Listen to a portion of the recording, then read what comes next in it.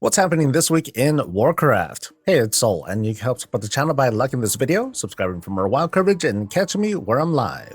Let's start with a tiny bit of class tuning, and if your spec isn't mentioned, that's too bad. Close your Discord channels now. Balanced Druids got a nice hookup to their overall damage. Feral gets a bit of a rebalance with a bit more single target damage and a little bit less AoE. It's meant to give them a bit more oomph in raids without affecting them too much in keys. And Resto Druid damage is up too, which is, cool. Meanwhile, Devastation Evoker and Arcane Mage damage is up. Holy Priests get modest buffs to their Holy Word spells, while Shaman get a flatter increase, and that's it. So sorry if Blizzard doesn't love you this week.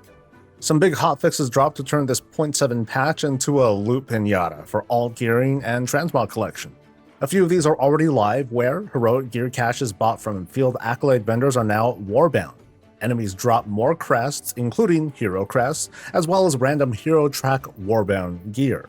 The big one for me is that dark particles will now start dropping in the new zone, so goodbye void strikes, but more on that later. And starting with this coming reset, the world boss drops both warbound and soulbound gear with stronger versions at higher difficulties.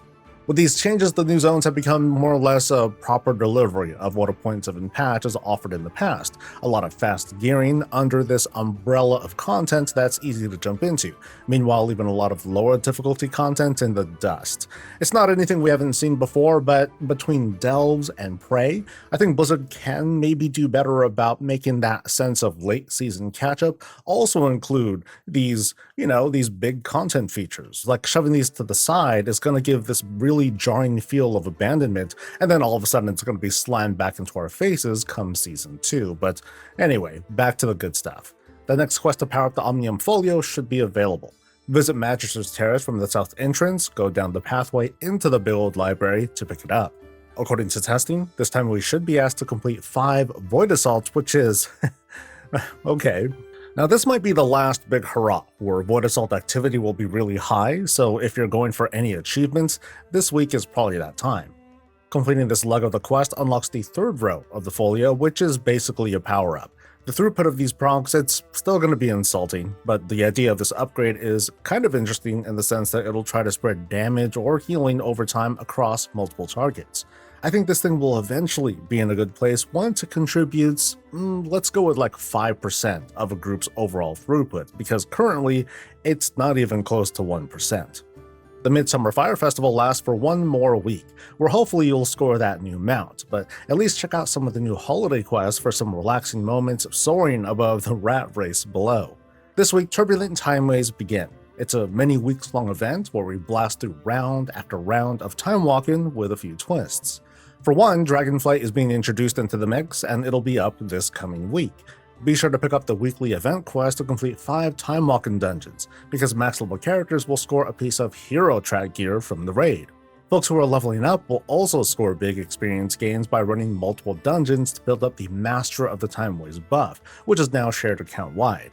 Stack this with the Midsummer Experience buff for an added bonus. By running time-walking throughout the event, you'll unlock an achievement to get a special mount. But if you miss it, don't worry. In the future, it'll be available for purchase with Time Warp badges.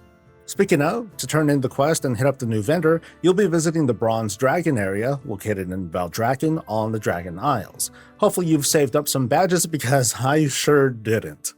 In other events, Classic Ashran is the Brawl, and over in Mythic Plus World, it's a fortified, then tyrannical week.